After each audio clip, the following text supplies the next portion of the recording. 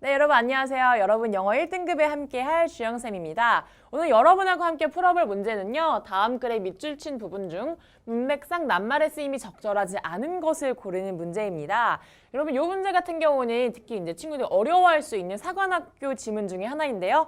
마찬가지로 크게 어렵다라는 생각 갖지 말고 우리 차분하게 지문 하나하나 꼼꼼하게 살펴보도록 하겠습니다.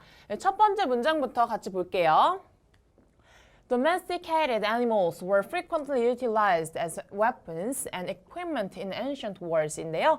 자, domesticated animals입니다. 이제 우리가 집에서 기르는 동물들이라고 볼 수 있겠죠. 가축들은요, 빈번하게 사용이 됩니다. 고대 전쟁에서요, 무기 또는 어떤 장비로서 사용이 되었다라고 하네요.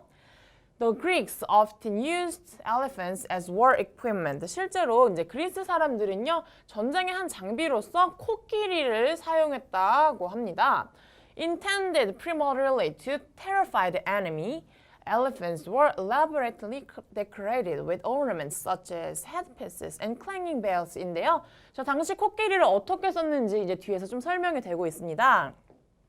주로 이제 적들에게 겁을 주려는 의도로 사용이 되었고요. 이 코끼리들은 이제 정교하게 장식을 해서 전쟁에 같이 나갔다라는 말이 있네요. 예를 들면 헤드피스, 머리 장식이나 이제 클랭잉, 딸랑딸랑거리는 방울들을 달아서 코끼리를 같이 데리고 전쟁에 나갔는데요. 1번 나왔네요, 여러분. terrify는 겁을 주다, 무섭게 하다 라는 단어이니까요. 자, 적에게 겁을 주다, 겁을 줄 목적으로 코끼리를 사용했다라고 하니 1번 같은 경우는 지금 우리 문맥에 적절하게 사용이 되고 있습니다. 또 그 다음으로 넘어가 볼게요. They were occasionally given fermented wine to drink. 이번에 encouraging fierce behavior인데요. 자, 코끼리들은요, 때때로 fermented wine이에요. 발효된 와인을 마시게 했습니다. 그리고 와인을 주었고요. 그리고 그렇게 함으로써 조금 더 사나운 행동을 할 수 있게 격려가 되었다. 이렇게 만들어졌다라고 볼 수가 있습니다. 2번 같은 경우도요, 이제 이런 fierce한 behavior, 사나운 행동을 할 수 있게 만든다라는 의미이기 때문에 2번도 마찬가지로 이제 적절하게 사용이 되고 있죠. 자, 그런데요, however 나옵니다. 그러나 the use of elephants on the front lines was probably more a display of strength than of their practical use as a war animal입니다. 자, 실제로 이제 맨 앞줄에서 코끼리를 사용한다라는 것은요, 아마도 우리가 디스플레이의 용도가 컸을 것이다. 힘을 과시하는 용도였을 것입니다. 실제로 전쟁 동물로서 어떤 실제적인 사용이라기보다는 앞에 나오죠. display of strength다. 그래서 여러분 힘을 과시하는 용도다, 보여주기다, display 3번도 우리 문장에 적절하게 맞는 단어가 되고 있고요. 다음 넘어갈게요. Elephants are not effective in fighting human wars if bombarded by arrows. An elephant will simply turn around and retreat, often inflicting more damage on his own army than on the enemy입니다. 자, 코끼리들은요, 효율적이지 않았어요. 인간의 전쟁에서. 왜요? 만약에 이제 코끼리들이 활에 맞게 되거나 또는 코끼리들이 단순히 그 주변에서 돌게 된다면, 그리고 후퇴를 하게 된다면 이 상황은요, 자기의 아군, 그러니까 적군이라기보다는 실제 아군에게 더 큰 손해를 주기 때문입니다.